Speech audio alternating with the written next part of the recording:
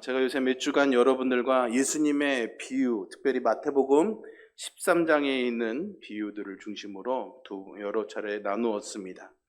이 예수님의 비유를 듣던 제자들, 예수님의 이 비유 앞에서 제자들이 예수님께 나와서 질문을 하죠. 예수님, 어찌해서 그들에게 비유로 말씀하십니까? 라는 질문입니다. 여러분들도 이 비유의 말씀을 읽으시면서 이런 제자들의 마음이실지는 잘 모르겠습니다. 마태복음 13장 34절에 보시면 예수님이 이 모든 것들을 우리에게 비유로 말씀하시고 비유가 아니면 아무것도 말씀하지 아니하셨다라고 기록하고 있습니다. 제자들은 예수님께서 사람들에게 말씀을 하시는 것을 보면서 조금 뭔가 특이하다, 다르다라는 그런 마음을 가지고 왜 이 사람들에게 비유로 말씀하십니까? 라고 묻습니다. 여러분, 사실 이 비유는 예수님만의 독특한 것은 아니었습니다. 그 당시에 율법을 가르치던 랍비들도 어려운 율법의 내용들을 사람들에게 설명해 주기 위해서 하나의 예화처럼 이 비유들을 사용했었습니다. 당시에 사람들의 일상의 언어들, 또 일상에서 접하게 되는 그런 익숙한 일들, 어떤 물건들, 어떤 이치들을 가지고 진리를 가르친다라는 점에서 이 비유는 사람들에게 쉽게 이해되고 가슴에 와 닿는 그런 한 방편이라고 말할 수가 있을 것입니다. 그런데 제자들은 이런 예수님의 가르치심 앞에서 뭔가 조금 다르다라는 것을 경험하고 느끼게 되지요. 보통의 랍비들은 자신들이 가르치는 이 율법의 내용들을 가지고 이것을 보다 쉽게 설명하기 위해서 비유라는 방법을 사용을 합니다. 즉, 예를 들어서 설명을 해주는 거죠. 그런데 제자들이 들어보니까 예수님이 하시는 비유는요, 그런 예화의 용도가 아니다라는 겁니다. 오히려 비유를 툭 던져 놓으시고는 이 비유를 통해서 말씀하시고자 하는 진리를 설명하지 않으시는 거죠. 그러니까 제자들이 예수님에게 어째서 이들에게 비유로 말씀하십니까? 라고 여쭌 것입니다. 아마도 이 대답의 쉬운 결론은 쉽게 이해시키기 위해서라고 말할 수가 있겠죠. 그런데 예수님께서는 그렇게 하신 다른 이유가 있었던 것입니다. 가장 우선적인 대답은 마태복음 13장 35절에서 우리가 발견할 수가 있습니다. 이는 선지자를 통하여 말씀하신 바 내가 입을 열어 비유로 말하고 창세부터 감추인 것을 드러내리라 함을 이루려 하심이라 한 데서 우리가 발견할 수가 있습니다. 이것은 시편 78편 2절의 말씀이죠. 내가 입을 열어 비유로 말하며 예부터 감추었던 것을 드러내려 하니라는 말씀을 말하고 있는 것입니다. 예수님께서는 이 구절이 예수님에 대한 예언이고 또 이것을 성취하신 것이다 라고 말하고 있는 거죠. 예수님께서 말씀하셨듯이 구약 성경은 예수님에 대해서 설명하는 언어들로 가득 차 있습니다. 복음서는 구약 성경이 이 예수님에 대해서 예언하고 있는 모든 말씀을 예수님께서 이루어 가신다라는 것을 아주 정교하게 드러내고 있습니다. 35절은 이 비유의 목적이 창세부터 감추인 것을 드러내시는 것이다 이렇게 말하죠. 이것은 긍정적인 목적입니다. 그러나 본문을 자세히 들여다보면 이 비유에는 긍정적인 목적과 함께 부정적 목적도 있다는 것을 우리가 발견하게 됩니다. 그것을 잘 보여주는 말이요, 오늘 본문의 11절 말씀입니다. 11절 말씀을 보실까요? 천국의 비밀을 아는 것이 너희에게는 허락이 되었으나 그들에게는 아니 되었다라고 말씀하시죠. 뭔가 비교가 되는, 대조가 되는 두 가지가 여러분 눈에 보이십니까? 너희에게는과 그들에게는 이라는 표현이 있죠. 너희에게는 허락되었지만 그들에게는 아니 되었다라고 말씀을 하십니다. 그러니 이 예수님이 비유를 하시는 목적은 그들에게 하시는 목적이 있고 너희에게 하는 목적이 있다라는 이 이중적인 목적이 있다라는 그런 표현이 은연중에 자리 잡고 있는 것이죠. 그러면 이 예수님이 하신 말씀에서 그들은 누굴까요? 그들은 아마 예수님의 말씀을 들으려고 모여들었던 수많은 사람들을 가리킬 것입니다. 그러면 너희는 예수님의 제자들을 가리키는 것이겠죠. 예수님께서는 많은 사람들에게 비유로 말씀하셨고 그 후에 제자들에게 따로 설명을 해주시는 장면이 자주 등장합니다. 오늘 우리가 읽은 본문 뒤에 나오는 내 밭의 비유에 대한 설명도 그렇죠. 또 알곡과 가라지의 비유에서도 사람들에게는 비유만 말씀하시고 제자들에게는 집에 들어가셔서 나중에 그 의미를 따로 설명해 주십니다. 왜 그렇게 하실 건가요? 왜 자꾸 이 수수께끼 질문 같은 비유만 사람들에게 툭 던져 놓으시고 답은 말해주지 않으시는 걸까요? 마치 열쇠 없이 자물쇠를 풀라고 하는 심술처럼 보이지 않습니까, 여러분? 사실 비유라는 것이요, 아까도 말씀드린 것처럼 일상에서 우리가 쉽게 접하는 일들, 또 우리가 잘 알고 있는 어떤 이치들을 이용해서 어려운 것들을 쉽게 이해할 수 있도록 돕게 쓰이고 있기 때문에 사실 이 비유의 이야기를 들으면 어린아이라도 무슨 뜻인지 알 수 있습니다. 그런데 예수님은 이 비유가, 모두가 이 예수님의 비유의 가르침을 들을 수는 있지만 가르치고자 하는 진리가 무엇인지를 모두가 다 명확하게 알 수 있다라는 의미로 말하지는 않고 있지요. 비유를 깨닫는 사람들은 예수님이 하신 말씀에 의하면 오직 너희들입니다. 너희들. 예수님 앞에 있는 특별한 사람들을 의미하고 있는 것이죠. 그러니까 예수님께서 지금 이 비유를 하고 계신 목적은 그들에게와 너희에게가 다른 거죠. 그들에게는 뭔가 이 천국의 비밀을 숨겨놓으시는 겁니다. 답을 알려주지는 않고 있죠. 그리고 너희에게는 그것이 명확하게 무엇인지 깨닫게 하시려는 것이 있습니다. 그들과 너희의 차이가 있는 거죠. 그러면 우리는 똑같이 예수님 앞에 나와 오늘 이 말씀 앞에서 말씀을 듣고 있지만 그들이 될 수도 있고 너희가 될 수도 있다라는 것이죠. 듣는 것으로 끝나는 것이 아닙니다. 듣는 것으로 완성되는 게 아닌 거죠. 듣지만 듣고도 깨닫지 못하는 그들이 될 수도 있는 것이고 듣고 깨닫는 너희가 될 수도 있는 겁니다. 여러분들은 어디에 계시다고 생각하십니까? 또 어디에 계시고 싶으신가요? 12절을 한번 볼까요, 여러분? 무릇 있는 자는 받아 넉넉하게 되되 없는 자는 그 있는 것도 빼앗기리라 말씀합니다. 여러분, 천국의 비밀을 아는 사람은, 즉 이것을 깨닫는 너희는 점점 더 그 아는 것이 많아지는, 더 많이 깨닫게 되고 경험하게 되겠지만 그것을 깨닫지 못하는 사람은 어떻게 되는 겁니까? 그나마 알고 있던 것마저도 무지와 혼돈 속에서 잃어버리고 말 것이다 라는 경고입니다. 아는 자는 더 알게 되고 모르는 자는 점점 더 모르게 됩니다.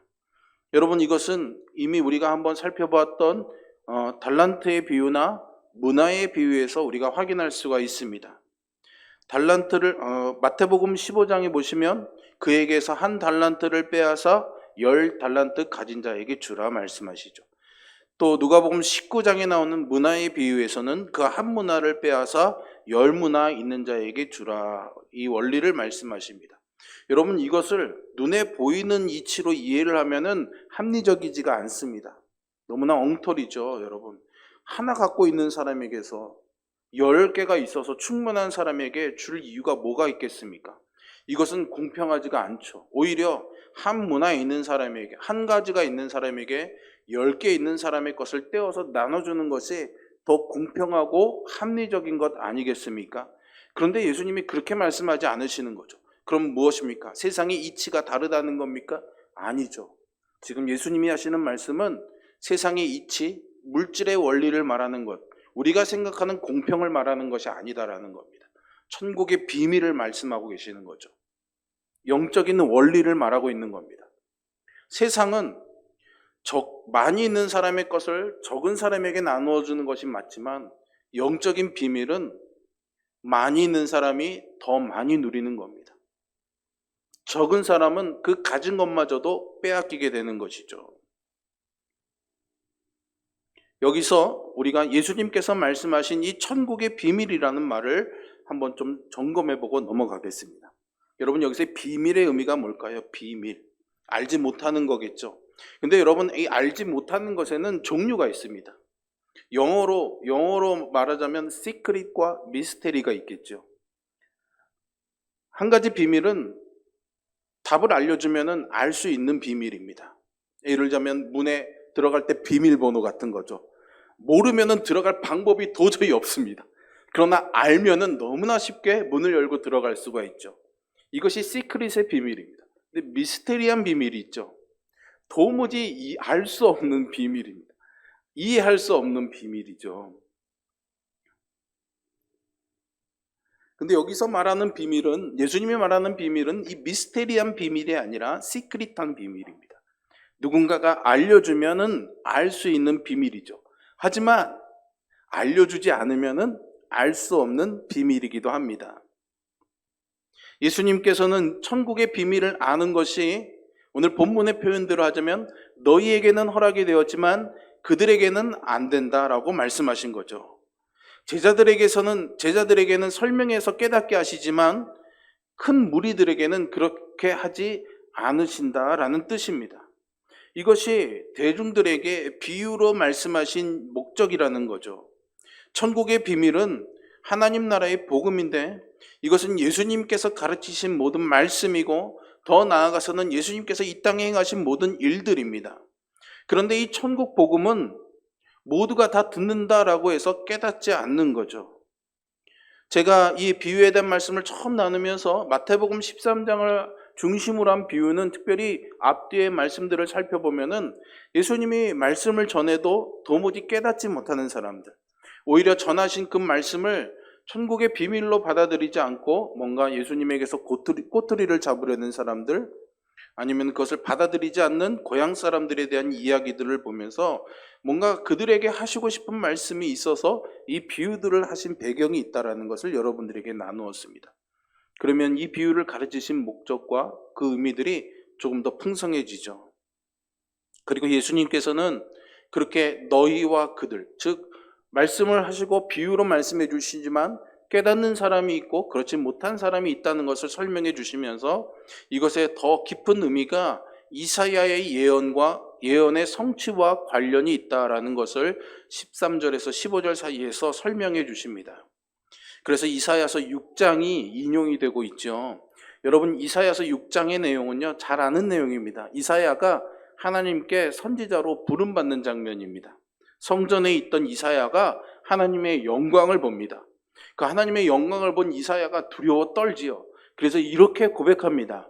화로다 나여 망하게 되었도다. 나는 입술이 부정한 사람이요 나는 입술이 부정한 백성 중에 거주하면서 만군의 여호와이신 왕을 배웠다라고 말합니다. 그때 천사가 제단의 숯을 그의 입에 대어주면서 내 악이 제하여졌고 내 죄가 사하여졌다라고 선언하지요. 그리고 나서 이사야가요, 내가 누구를 보내며 누가 우리를 위하여 갈고 하는 주님의 음성을 듣습니다. 그때 이사야가 어떻게 합니까? 내가 주님 저요 저 주님 제가 여기 있습니다. 나를 보내주십시오 라고 손을 듭니다. 그래서 이 말씀으로 지은 찬양 우리가 잘 알고 있지 않습니까? 주님 내가 여기 있사오니. 이사야가 자원을 하고 나서죠. 우리는 이사야가 이 소명을 받은 말씀에 대해서 아주 잘 알고 있습니다. 그리고 그렇게 살려고 아주 애쓰고 몸부림치고 있죠. 우리는 언제나 이사야처럼 부정한 우리들, 하나님의 영광 앞에 설 수 없는 존재들이었지만 하나님이 우리를 의롭다고 인정해 주시고 부르셨기 때문에 언제나 그 부르심에 응답하는 삶을 살아야 될 줄로 믿습니다. 우리는 언제나 이 이사야의 이 6장의 본문에서 이런 은혜를 누리죠. 그런데 사실은 거기서 더 나가야 될 부분이 있습니다. 그 뒤에는 어떤 말씀이 나오는 줄 아십니까, 여러분? 잘 모르시죠? 되게 황당한 말씀이 나옵니다. 제가 성경 말씀을 황당하다고 표현해서 좀 죄송합니다. 한번 보실까요? 이사야서 6장 9절부터 10절까지의 말씀인데요. 이렇게 되어 있습니다. 여호와께서 이르시되 가서 이 백성에게 이르기를 너희가 듣기는 들어도 깨닫지 못할 것이요 보기는 보아도 알지 못하리라 하여 이 백성의 마음을 둔하게 하며 그들의 귀가 막히고 그들의 눈이 감기게 하라. 염려하건대 그들이 눈으로 보고 귀로 듣고 마음으로 깨닫고 다시 돌아와 고침을 받을까 하노라. 여러분, 이게 어떻게 느껴지십니까? 무슨 말씀인가요? 한마디로 이사야가 가서 하나님의 말씀을 전한다고 해도요, 백성들이 마음이 둔하고 귀가 막히고 눈이 감겨서 못 알아들을 거다라고 말씀하는 겁니다. 여러분, 너무 황당하지 않습니까? 이사야한테 누가 나를 위하여 갈고, 그랬더니 이사야가 자원해서 제가 갈게요 그랬습니다. 그래, 하나님 마음에 야 그래 이사야 너 가서 말해. 내가 멋지게 도와줄게. 요나처럼 니느웨 성이 뒤집어지는 것처럼 그들을 회개하게 해줄게. 그렇게 우리 일하자라고 해야 되는데, 이사야가 제가 가겠습니다 그랬더니 이사야한테 너가 가서 말해도 사람들이 귀가 둔해서 듣지 못할 거고 눈이 감겨서 보지 못할 거야, 이렇게 말씀을 하는 거죠. 더 나아가서는 그들이 그 말씀을 듣고 돌이킬까봐 내가 그들이 돌이킬까 염려한다라고 그렇게 말하고 있습니다. 여러분, 네가 가서 말을 해도 사람들 못 알아들을 거야 라고 이사야를 하나님이 보내시는 거죠. 이게 좀 이해가 되십니까? 그러니까 이사야가 묻습니다. 주님, 어느 때까지입니까? 라는 거죠. 그러자 이 6장 11절 하반절에서 13절까지 하나님이 이사야에게 이렇게 답하십니다. 한번 보십시오. 성읍들은 황폐하여 주민이 없으며 가옥들에는 사람이 없고 이 토지는 황폐하게 되며 여호와께서 사람들을 멀리 옮기셔서 이 땅 가운데 황폐한 곳이 많을 때까지니라. 그 중에 10분의 1이 아직 남아있을지라도 이것도 황폐하게 될 것이나. 무슨 말입니까? 다 없앤다는 거죠. 말씀 그대로 두십시오. 네. 다 없앤다는 거예요. 언제까지요? 다 없애고 그 중에 10분의 1 요만큼만 남았는데 그것마저도 다 황폐해질 때까지라는 겁니다. 쉬운 말로 싹쓸이 해버리시겠다는 거예요. 완전히 탁. 그리고 뭐만 남습니까? 보십시오. 밤나무와 상수리나무가 배임을 당하여도 그 그루터기는 남아있는 것 같이 거룩한 씨가 이 땅의 그루터기니라. 거룩한 씨가 이 땅의 그루터기니라. 뭐가 남아있습니까 여러분? 그루터기만 남아있죠. 사람들은 다 어떻게 됐습니까? 다 없어졌습니다. 10분의 1 남은 것도 다 없애시는 거죠. 우리는 보통 이 말씀을 남은 사람들로 집중하고 있습니다. 뭔가 하나님이 사람들을 남겨놓으신 거죠. 그런데 여러분, 다시 생각해 보니까 그게 아닐 수도 있다라는 생각이 들었습니다. 그루터기가, 거룩한 씨가 이 땅의 그루터기니라. 여러분, 우리가 요새 많이 듣던 단어가 여기 하나 툭 튀어나오지 않습니까? 뭐가 튀어나왔습니까? 생각 안 나세요? 그렇게 무서운 얼굴로 자꾸 쳐다보지 마시고요. 뭐가 있습니까 여기? 씨. 우리 계속 씨 이야기 했잖아요 여러분. 내 밭에 뿌려진 씨가 뿌려진 다음에 자라는 것을 농부가 알지 못하나 하나님은 자라게 하신다. 우리가 그거 배웠잖아요. 안 들으셨어요? 여름 휴가를 굉장히 길게 갔다 오셨나 보죠? 그중간 제가 같이 예배드린 분들은 누구죠 도대체? 씨 나오죠. 씨. 거룩한 씨가 그루터기라잖아요. 그럼 이 거룩한 씨가 뭘까요 여러분? 우리가 지금 몇 주 동안 나눈 말씀으로 생각하면 이 씨가 뭘까요? 말씀. 그 말씀을 전하는 누구요? 예수 그리스도. 지금 제자들 앞에서 이 말씀을 하고 있는 예수 그리스도시죠. 기가 막히지 않습니까? 뭘 남겨놓으신 겁니까? 뭔가 부흥을 일으킬, 민족을 일으킬 사람들을 남겨놓으신 게 아니라 뭘 준비하신 거예요? 예수 그리스도. 말씀을 준비하신 거죠. 우리에게 주실 말씀을 하나님이 가지고 계신 겁니다. 그리고 그 말씀을 지금 예수 그리스도께서 오셔서 뿌리고 계시는 거죠. 그러니 이사야의 예언이 어떻게 된 겁니까? 성취되는 겁니다. 예수님이 오셔서 성취된 게 아니라 오셨기 때문에, 그리고 그 말씀을 전하고 그 거룩한 씨를 뿌려주고 계시기 때문에 그 예언이 성취된 것이죠. 다시 그 원래 우리 비유의 의미로 좀 돌아와 보겠습니다. 다 망할 때까지 못 알아듣는다라는 겁니다. 이사야가 이 예언을 듣고 그는 이 말씀을 전하면서 이것을 경험했습니다. 아무리 말씀을 전해도 도무지 사람들이 알아듣지 못하는 거죠. 왜 하나님은 이사야가 알아듣지도 못할 백성들에게 가도록 하셨을까요? 예레미야서 5장 21절의 말씀에 이렇게 되어 있습니다. 어리석고 지각이 없으며 눈이 있어도 보지 못하며 귀가 있어도 듣지 못하는 백성이여 이를 들을지어다. 저는 이 말씀을 보면서 가슴이 많이 뛰었습니다. 어리석고 지각이 없으며 눈이 있어도 보지 못하며 귀가 있어도 듣지 못하는 백성이요. 원래 상식대로 우리가 알자면 어떻게 해야 됩니까? 관두자. 알아듣지도 못하니 나 이제 그만 말할래. 그만 가르쳐 줄래. 이게 더 상식적인 거 아니겠습니까? 그런데 그렇게 말씀하지 않으시죠. 들으라. 들어도 듣지 못하고 보아도 보지 못하고 깨닫지 못하는 이 땅에 있는 하나님의 자녀들에게 하나님이 지금 말씀하십니다. 너희들은 듣지 못해도 깨닫지 못해도 나는 말할 거야. 너희 마음밭이 길가밭 같아도 너희 마음밭에 탁탁하게 굳어져 버린 마음의 돌덩이가 있는 돌짝밭 같아도 세상의 염려와 아니면 세상의 좋은 것들에 빼앗겨서 말씀을 품지 못하는 가시덤불 같은 너희의 마음밭이라도 나는 씨를 뿌릴 거야. 나는 말할 거야 라는 하나님의 음성 아닐까요? 그래서 들으라 말씀하시는 거죠. 그리고 또 하나는 그렇게 말씀하심으로 말미암아 듣고 깨달는 자들에게는 하나님의 은총을 주시지만 듣지 않는 자들에게는 나중에 그들이 언제 하나님이 우리에게 말씀하셨습니까? 라고 말할 때 내가 너희들에게 말하지 아니하였느냐? 라고자 그렇게 하시고자 함이었던 것이죠. 이것이 예수님께서 오늘 본문에서 인용하신 말씀이고 이것은 마가복음이나 누가복음이나 이 마태복음에 똑같이 기록되고 있습니다. 오늘 본문의 14절에서 이사야의 예언이 그들에게 이루어졌다라고 말씀하시죠.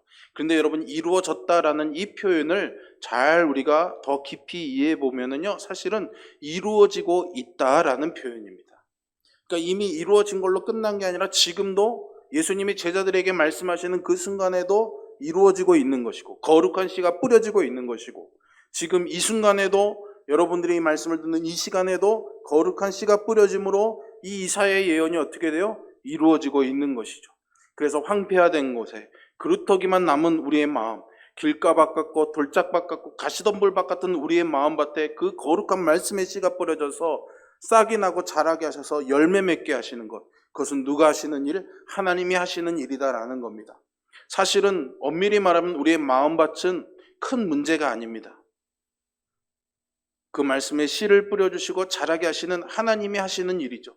그리고 그 일을 하나님이 이제 내가 하고 있다라고 말씀하시는 겁니다. 누구를 통해서요? 예수 그리스도를 통해서, 그분의 말씀하심을 통해서, 그분의 말씀을 듣는 우리들을 통해서 그 일을 하시겠다라는 겁니다.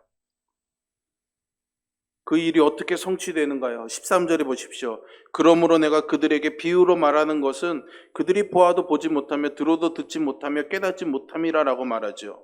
예수님께서 비유로 말씀하신 것이 그들이 알아듣지 못하게 하기 위해서라고 말합니까? 아니면 그들이 알아들으려고 하지 않기 때문이라고 말씀하고 있는 건가요? 여기서 약간 살짝 헷갈립니다, 여러분. 뭐라고 딱 말하기가 어렵습니다. 예수님이 비유로 말씀하신 것, 그런데 그들이 알아듣지 못하는 것은 예수님이 비유로 말씀하신 것의 원인이 되는 건지 아니면 목적이 되는 것인지를 사실은 좀 판단하기가 쉽지 않습니다. 여러분, 이 본문의 말씀과 똑같은 구절이 나오는 게 마가복음 14장인데요. 마가복음 14장 12절에서는 이렇게 되어 있습니다. 이는 그들로 보기는 보아도 알지 못하며 듣기는 들어도 깨닫지 못하게 하여 돌이켜 죄사함을 얻지 못하게 하려 함이라. 이렇게 되어 있죠. 마태복음에 있는 말씀과 마가복음에 있는 말씀을 비교해서 같이 읽어보면 뭔가 뉘앙스가 다릅니다. 마태복음에서는 그들이 듣지 못하기 때문에 비유로 말씀하는 거다라는 원인을 이야기하십니다. 그런데 우리가 지금 본 마가복음에서는 목적을 이야기하죠. 그들로 알아듣지 못하게 하기 위해서 일부러 비유로 감추어진 것으로 그들에게 말씀하신다라는 거죠. 그러니까 두 개로 갈라지는 겁니다. 똑같이 말씀하셨는데 하나는 그들이 못 알아듣기 때문이고 하나는 그들로 못 알아듣게 하려고 이 비유로 말씀하신다. 두 개가 같이 있는 거예요. 똑같이 예수님이 말씀하셨는데 똑같은 말씀인데 왜 마태와 마가복음이 다르게 표현하고 있는 걸까요? 그거는 두 개가 다 된다라는 겁니다. 원인이 될 수도 있고 목적이 될 수도 있다라는 것이죠. 이해가 되십니까, 여러분? 잘 이해 못하시는 표정을 짓고 계셔서요. 예. 여러분, 그래서 이사야서의 본문을 인용해 오는 것, 그것은 그 안에 이 두 가지 의미가 다 있는 겁니다. 마가복음에서는 하나님의 주권이 강조가 되는 거죠. 하나님이 이렇게 하시고 싶어 하시니까. 마태복음은 우리의 책임을 조금 더 무게 있게 다루는 겁니다. 너희가 그렇기 때문에 라고 말씀하고 있는 거죠. 이 두 가지는 서로 다른 것이 아니라 천국의 비밀을 듣고 깨달아 아는데 아주 중요하게 얽혀있는 불가분의 관계다 이렇게 말할 수 있습니다.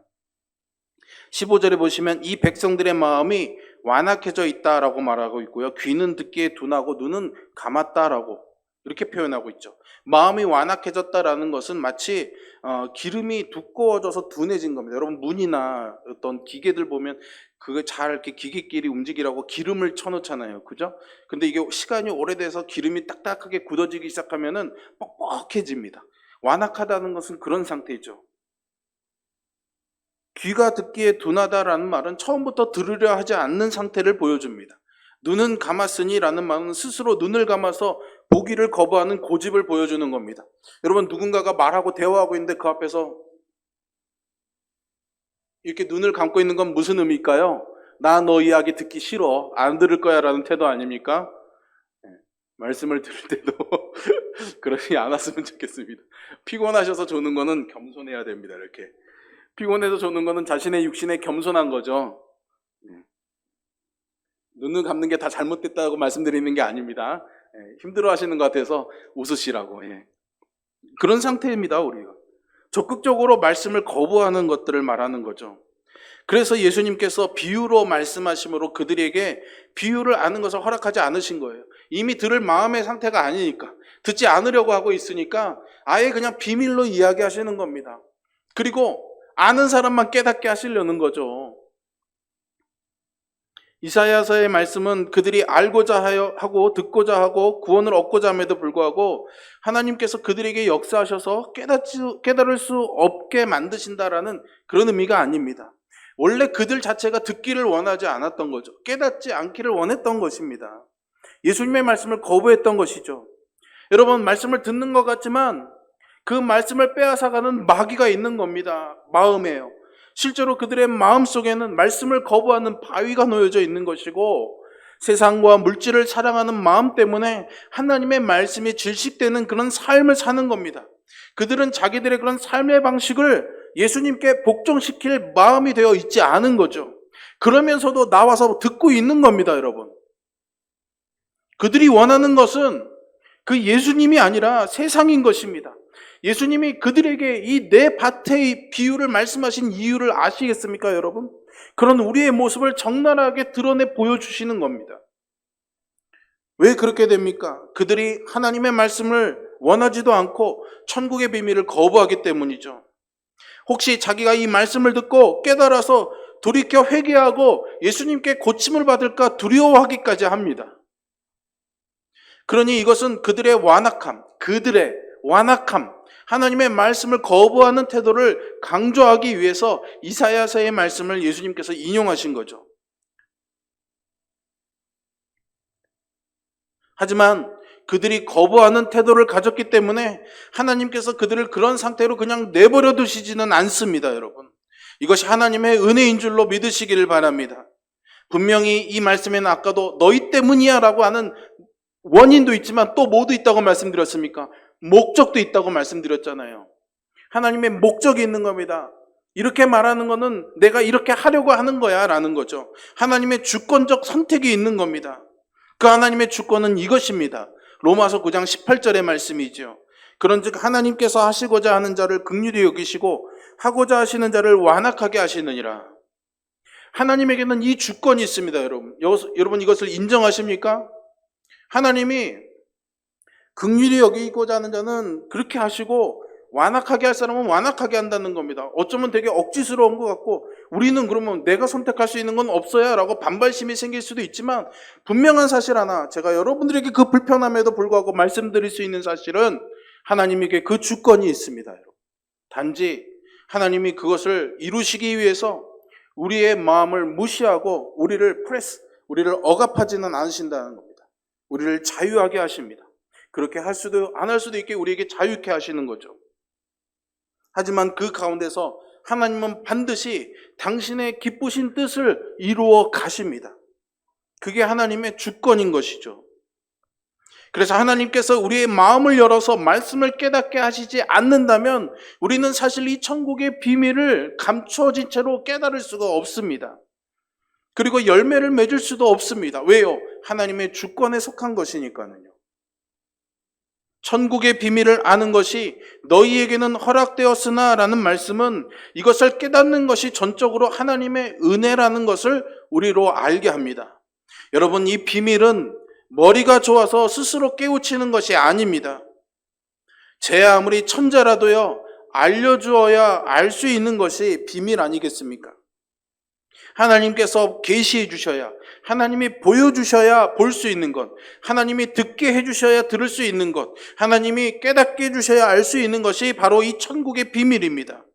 그러니 이것은 하나님께서 우리의 굳은 마음을 제거하고 부드러운 마음을 주셔야 되는 일이죠. 우리는 하나님의 이 주권적 은혜와 인간적인 이 책임을 어떻게 해서든 나누고 싶어 합니다.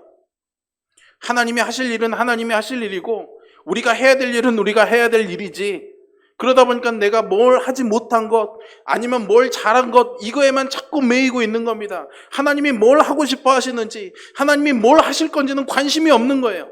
그냥 내가 뭘 잘못했는지 뭘 잘했는지만 자꾸 관심을 가지고 그것만 붙잡고 하나님 앞에 나가는 거죠, 우리가. 그러나 성경은 이 두 가지가 맞물려 있어서 우리가 이것을 구분할 수 없다라고 설명합니다. 우리가 이것을 나눌 수 없다라고, 이해할 수 없는 부분이라고 말하고 있죠. 그 두 가지가 다 있는 겁니다. 그래서 우리 신자에게는 일종의 긴장감이 있는 겁니다. 두 가지가 같이 있어서 이 두 가지가 우리를 이끌어가는 거죠. 그러니 그것은 하나님의 말씀을 깨닫고 온전히 받아들이는 겸손한 마음과 함께 하나님의 주권적 은혜를 의지하고 바라는 마음이 함께 있는 것입니다. 내가 마음만 먹으면 못할 게 뭐가 있어? 내가 이렇게 해서 좀 해봐야지. 그런 내 마음대로 하는 태도가 아니라, 주님, 저는 할 수 없습니다. 저의 마음의 눈을 밝혀주셔서 저의 마음의 귀를 열어주셔서 천국의 비밀, 복음을 알게 하옵소서. 그러한 마음이 요구되어지는 거죠. 예수님께서 마태복음 11장 25절에서 이렇게 말씀하십니다. 천지의 주제이신 아버지여, 이것을 지혜롭고 슬기 있는 자들에게는 숨기시고 어린 아이들에게는 나타내심을 감사하나이다. 여러분, 이것이 천국 비밀의 신비입니다. 그래서 아는 사람은 더 많이 누리게 되고 모르는 사람은 있는 것도 빼앗기게 되는 겁니다. 이것은 세상의 지식을 말하는 게 아닙니다, 여러분. 내가 얼마나 많은 지식을 축적하고 성경의 지식, 은혜의 경험을 얼마나 많이 축적하고 있느냐를 말하는 것이 아닙니다. 어린아이 같은 마음, 아무리 많은 경험과 아무리 많은 지적 그런 풍성함이 있을지라도 하나님이 깨닫게 해주시지 않으면, 하나님이 보게 하시지 않으면 나는 알 수 없습니다. 그 겸손한 마음의 태도로 설 때에 하나님이 우리의 마음을 만져주시는 거죠. 그리고 우리의 비어진 그 마음을 채워주시고 있는 사람은 더 풍성하게 하시는 겁니다. 저희 아이들이 5학년, 4학년, 7살이지 않습니까? 우리 큰아이가 아주 어릴 때에는 뭘 이렇게 열심히 하려고 해도 잘 안 되면 언제나 아빠한테 달려왔습니다. 아빠 이거 해주세요 그랬습니다. 근데 요새는 좀 바뀌었어요. 요새는 어떻게 하냐면요, 아빠 요거는 요렇게 좀 잘 안 되는 거니까 요건 요렇게 해주시고요, 저거는 요렇게 문제니까 요거는 요렇게 바꿔주시고요, 그렇게 자기가 원하는 것만 딱 얘기하고 전화 끊어요, 됐죠? 그리고 딱 끊습니다. 나머지는 자기가 다 할 수 있다고 생각하거든요. 왜 그랬을까요? 더 많이 알았기 때문입니다. 그래서 이제는 작은 것들, 자기가 아는 것에 있어서만큼은 아빠의 도움이 필요하지 않다라고 생각하는 거죠. 어쩌면 우리가 하나님 앞에 설 때 이런 마음으로 서지 않을까요? 하나님, 나 이만큼 알아요. 이건 아니까 괜찮고요. 요거나 조금 문제 있으니까 도와주세요. 그러면서 하나님 의지한다고, 그러면서 하나님 내 삶을 맡긴다고 우리가 고백하고 있는 것은 아닐까요, 여러분? 지혜롭고 슬기 있는 자들은 깨닫지 못하는데 어린아이같이 하나님께 은혜를 구하는 사람들, 그런 사람들은 깨닫습니다. 그리고 열매를 맺는 거죠. 예수님께서 제자들에게 말씀하셨습니다. 16절과 17절이죠. 그러나 너희 눈은 봄으로 너희 귀는 들음으로 복이 있도다. 내가 진실로 너희에게 이르노니 많은 선지자와 의인이 너희가 보는 것들을 보고자 하여도 보지 못하였고 너희가 듣는 것들을 듣고자 하여도 듣지 못하였느니라. 제자들은 행복한 사람들입니다. 왜냐하면 제자들은 귀에 듣기에 둔하지 않고 눈을 감기지 않았기 때문이죠. 그들은 천국의 비밀을 깨닫고 있습니다. 왜요? 예수님과 함께 있으니까. 그리고 그분에게 물었기 때문이죠. 그리고 그것이 그들에게는 이 땅에서의 최고의 축복이었습니다. 저와 여러분에게도 이 축복이 지금 임하고 있다고 저는 믿습니다. 저와 여러분이 이 축복을 누리기를 간절히 소망합니다. 여러분, 우리가 세상을 살면서 가장 중요한 게 뭘까요? 많은 것들을 알고 많은 것들을 쌓아놓고 사는 걸까요? 정말 중요한 것은 하나님의 말씀에 대한 태도입니다. 이것이 여러분의 인생과 영혼을 결정하기 때문입니다. 좋은 밥같이 겸손하게 하나님의 말씀을 받아들이는 태도가 중요합니다. 하나님의 말씀을 필요로 하지 않고 자기의 생각과 계획, 그런 지혜를 의지해서 살아가려고 한다면 그것이 바로 교만이고 그 결과는 심판일 수밖에 없습니다. 그것이 완악한 마음이고 그것이 막힌 귀이고 그것이 감은 눈입니다. 근데 여러분, 그런 사람들이 어디 있습니까? 말씀을 듣지 않는 저 먼 곳에 있습니까? 그렇지 않습니다. 분명히 그들은 예수님의 말씀을 들으려고 예수님 앞에 있는 사람들이었습니다. 그러니 여러분, 이 시간에 이 말씀을 듣는다고 안심하지 마시기 바랍니다. 여기서 말씀을 듣는다고 우리가 너희가 되는 게 아닙니다. 우리가 그들도 될 수 있다고요, 여러분.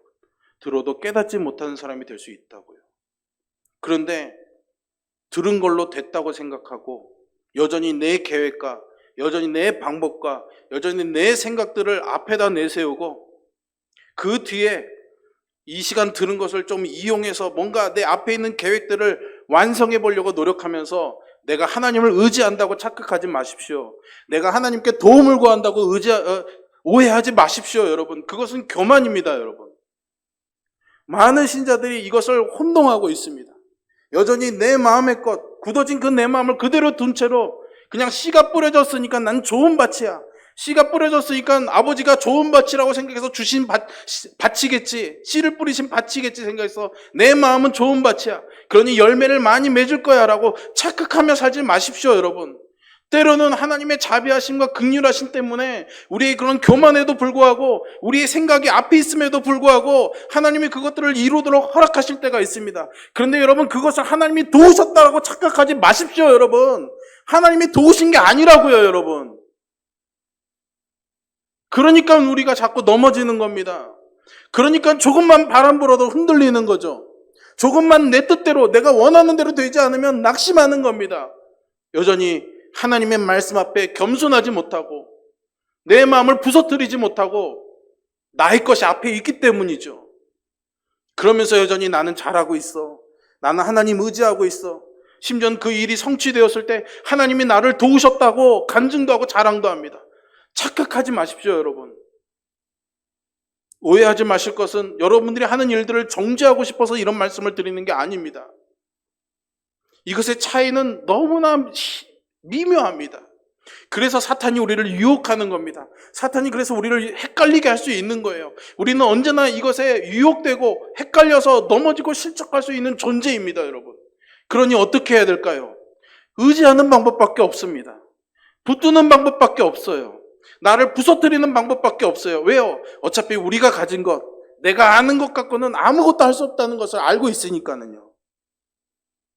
그래서 우리는 겸손히 그 말씀 앞에 엎드려야 되는 겁니다. 하나님의 도우심을 구해야 되는 것이죠. 옛날에 어떤 광고에 남편은 누구 하기 나름이라고요? 모르세요 그거? 아내 하기 나름이라고 뭐 그런 광고 카페가 있었습니다. 신앙은 자기 하기 나름이 아닙니다, 여러분. 착각하지 마세요. 자기 하기 나름이 아니에요. 신앙은 하나님 하기 나름입니다. 우리가 해야 될 일은 그 하나님 하기 나름에 나의 몸을 맡기는 겁니다. 하나님이 부시는 그 바람에 두 팔을 벌리고 그 바람에 나를 맡기는 겁니다. 하나님이 주시는 흘러내리시는 그 은혜의 강물에 나의 몸을 내어 던지는 것입니다. 그러면 그분이 떠내려가게 하시는 거죠. 그분이 그 바람에 우리를 날아오르게 하시는 겁니다, 여러분. 그래서 시편 기자는 이렇게 노래합니다. 내 눈을 열어서 주의 율법에서 놀라운 것을 보게 하여 주옵소서. 이것이 시편 기자의 노래가 아니라 이제는 우리의 기도요, 우리의 노래가 되어야 하지 않을까요, 여러분? 천국 비밀은 겸손한 사람에게 허락됩니다. 그들이 바로 오늘 예수님이 말씀하시는 너희인 것이죠. 저와 여러분이 그런 너희가 될 수 있기를 주님의 이름으로 축복합니다. 기도하겠습니다.